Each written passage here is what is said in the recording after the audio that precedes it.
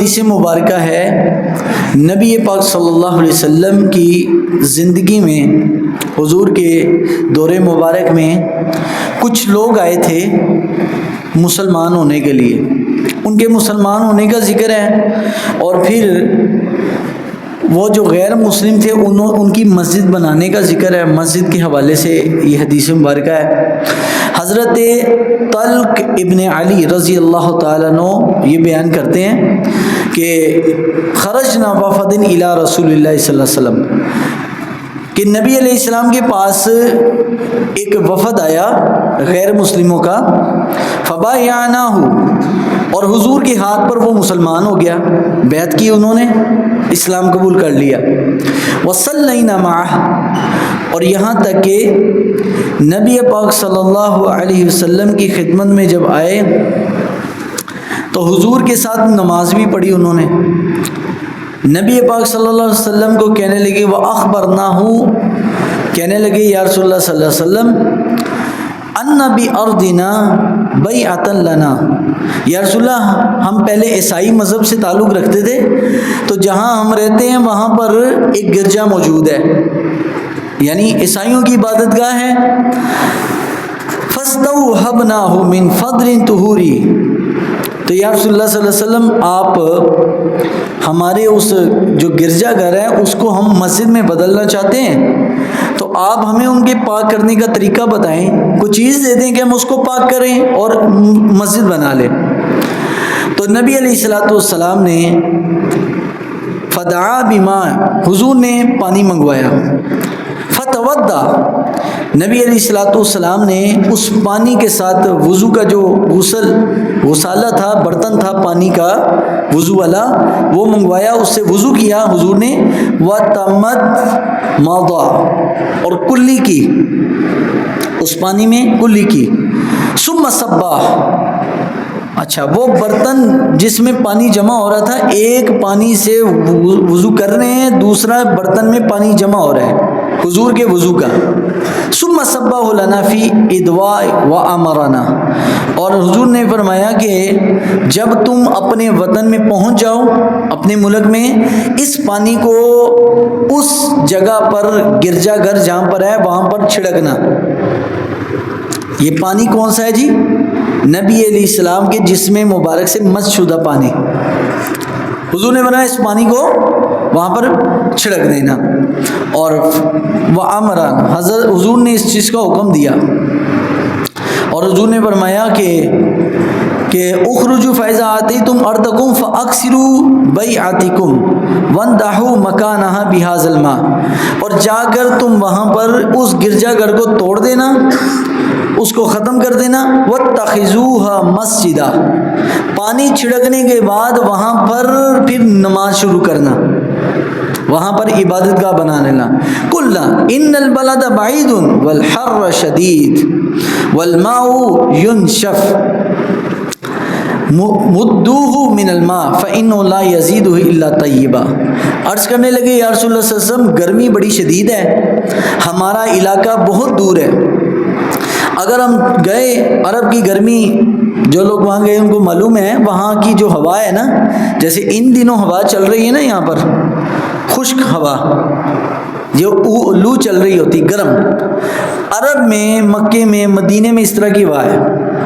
جیسے ان دنوں میں، وہاں سردیوں میں تقریباً ایسی ہوا چلتی ہے، رات ٹھنڈی ہوتی ہے لیکن دن کے وقت ایسی گرمی ہوتی ہے۔ تو نبی پاک صلی اللہ علیہ وسلم سے کہنے لگے یا رسول اللہ ہمارا علاقہ بڑا دور ہے، اور وہاں پر اگر ہم یہ پانی لے کر گئے تو پانی خشک ہو جائے گا، ختم ہو جائے گا۔ تو حضور نے ارشاد فرمایا مدوہ من الماء، اس پانی میں اور پانی شامل کرو، فَإِنَّهُ لَا يَزِيدُ إِلَّا طَيِّبًا، نبی علیہ الصلوۃ والسلام نے فرمایا اس پانی میں اور پانی شامل کرنے سے برکت کم نہیں ہوگی بلکہ برکت بڑھے گی۔ اب یہاں سے کچھ مسائل علماء نے نکالے، اور وہ یہ کہ نبی علیہ السلام سے انہوں نے یہ کیوں کہا کہ یا رسول اللہ صلی اللہ علیہ وسلم آپ پانی ہمیں دے دے کہ ہم پاک کر لیں، حالانکہ پوری روئے زمین اللہ نے نبی پاک صلی اللہ علیہ وسلم کے لیے، حضور کی امت کے لیے مسجد بنا دیا۔ اب حضور کا یہ فرمانا ہی کافی تھا کہ بھائی پوری روئے زمین مسجد بن گئی ہے، اب میرے وضو والے پانی کی کیا ضرورت ہے؟ لیکن نبی پاک صلی اللہ علیہ وسلم نے یہ بات نہیں کی، بلکہ وضو کیا، وضو کے جو جسم سے مس ہوا پانی وہ بطور تبرک نبی علیہ السلام نے دیا۔ اب یہاں سے ایک مسئلہ ثابت ہوا کہ حضور کے جسم مبارک سے لگا ہوا جو پانی ہے، تمہارے اور میرے جسم سے پانی لگ جائے گا تو وہ پانی پاک نہیں رہتا۔ اس لیے ہم کہتے ہیں کہ جب وضو کیا جائے، وضو کرنے کے بعد وضو خانے کے اندر ہی اپنے پانی کو جھاڑ کے آیا جائے،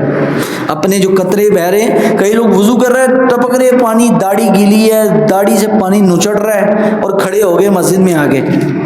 وہ سارا پانی ایک تو نجاست لے کر نکلتا ہے، دوسرے بندے کے گناہ لے کر نکلتا ہے۔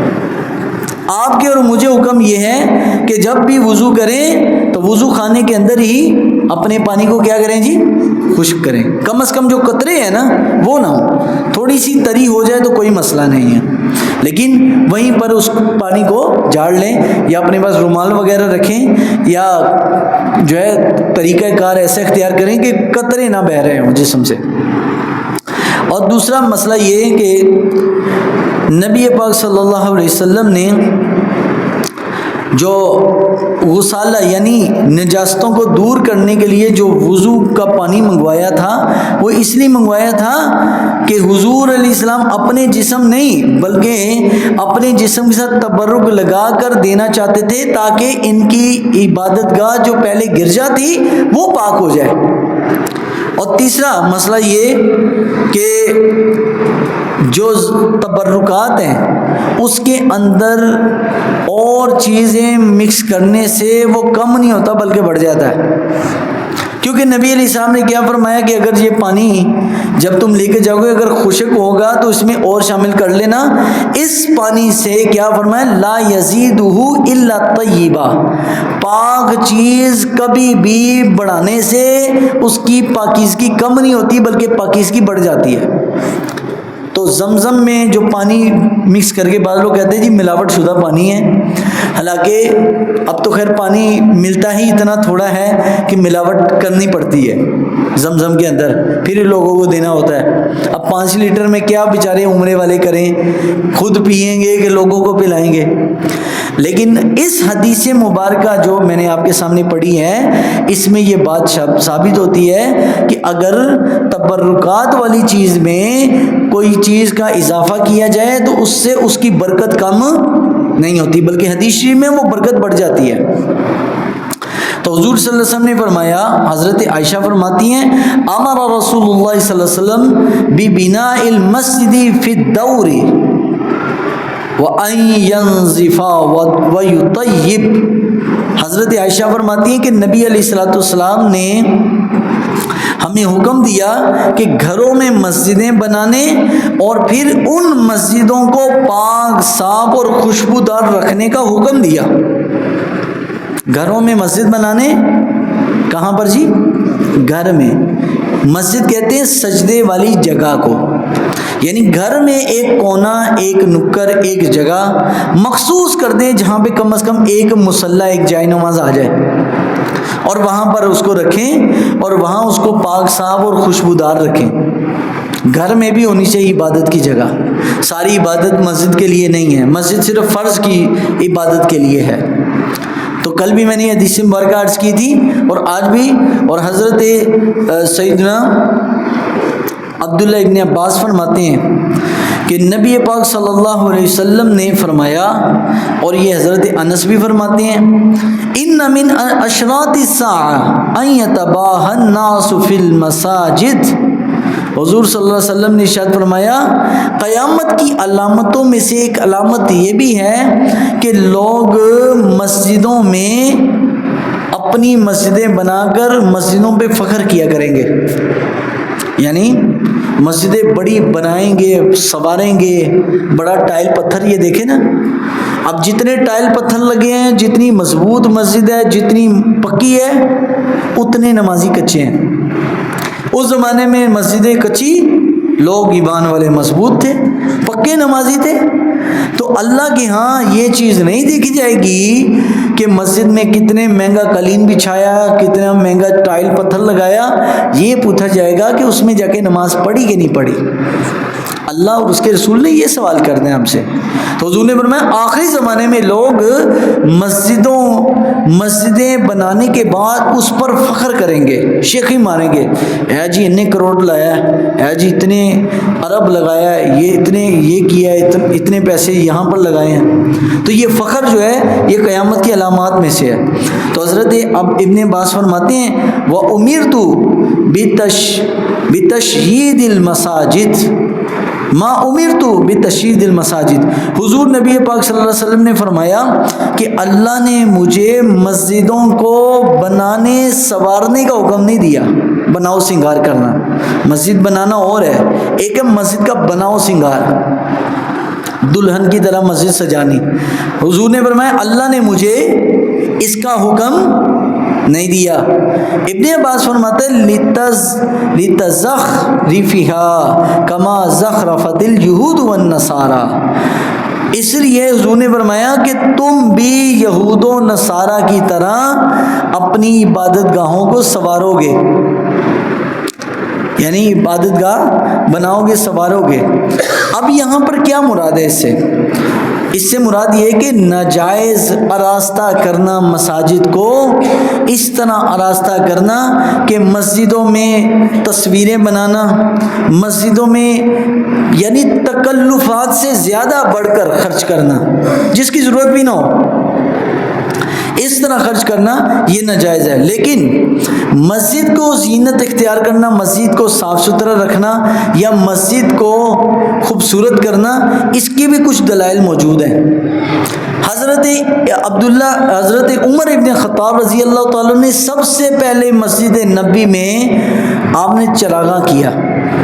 تو چراغاں یہاں سے جائز ہو گیا، یعنی اتنا جو ضرورت کا ہو، بلا تکلف لائٹیں اور بلا تکلف جناب تکلفات سے بڑھ کر خرچہ کرنا جو ضروریات میں سے نہ ہو، یہ ٹھیک نہیں ہے۔ اور دوسرا حضرت سیدنا عثمان غنی رضی اللہ تعالیٰ نے جب نبی علیہ السلام کے بعد مسجد نبی کو توسیع دی تو سیدنا عثمان غنی رضی اللہ تعالیٰ نے چونے کے گچ سے نقشے مسجد نبی کے دیواروں پر نقشے بنوائے، نقش و نگار، اور چھت ساگوان کی لکڑی کی، پوری چھت مہنگی لکڑی تھی ساگوان کی، وہ منگوائی اور اس سے مسجد نبی کی چھت ڈالی۔ اس سے پہلے مسجد نبی کچی تھی، کچی سے مراد یہ تھی پتے تھے اور جو ہے کچھ ستون وغیرہ تھے جو بنے ہوئے تھے کھجور کے درخت کے، اس سے مسجد نبی تھی۔ لیکن حضرت عثمان نے ساگوان لکڑی منگوائی، خوشبودار لکڑی، اس سے مسجد نبی کی چھت کو بنوایا۔ اور حضرت سلیمان علی نبینا علیہ الصلاۃ والسلام نے بھی بیت المقدس کے اندر اتنی روشنی کا اہتمام کیا ہوا تھا کہ لوگ عبادت کر سکیں کہ 3 میل تک عورتیں اگر سفر کرنا چاہتی تو بیت المقدس کی روشنی ہی کافی تھی۔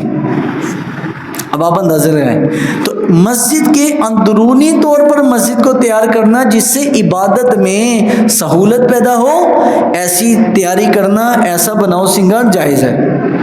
لیکن ایسا کہ مسجد کے باہر جناب لائٹیں اور تصویریں اور ایسے نقش و نگار جس کی ضرورت بھی نہ ہو، اس طرح کرنا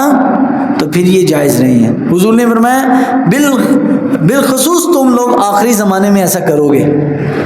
اور آج یہ بات کس حد تک سچ ثابت ہو رہی ہے کہ مساجد پر ہم لوگ بڑا کروڑوں روپے لگاتے ہیں۔ آپ اب دیکھ رہے ہیں ایک مسجد کروڑوں روپے لگ گئے لوگوں کے، یہی عوام الناسی دیتی ہے نا۔ حالانکہ مسجد کو بنانے سے زیادہ مسجد کو آباد کرنے پر غور و فکر کرنا چاہیے۔ مسجد تو بنا دی شب بھر میں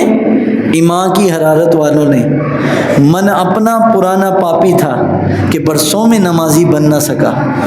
تو اللہ کو یہ چیز پسند ہے کہ عبادت گاہ اس کی خوبصورتی نمازیوں کے ساتھ ہے۔ نہ کہ نقش و نگار کے ساتھ. نقش و نگار ہو، لیکن دیکھیں اسپین میں بھی مسلمانوں نے بڑی عالیشان مسجدیں بنائی تھی. مسجد قرطبہ کے اندر اسپین میں، آج وہ مسجد میں نمازی کوئی نہیں. کیوں؟ کیونکہ وہاں سے مسلمانوں کو مار کے نکالا گیا اور مسلمانوں کو بالکل بے دخل کر دیا گیا، اور معاہدہ ہو گیا کہ اب یہاں کوئی نماز نہیں پڑھے گا. تو نمازی ہونا، مسجد ہونا اچھی بات ہے، خوبصورت مسجد ہونا بھی اچھی بات ہے، لیکن اس سے زیادہ اچھی بات مسجد کو آباد کرنا. اللہ کی بارگاہ میں دعا ہے اللہ ہمیں عمل کی توفیق. صلاۃ والسلام.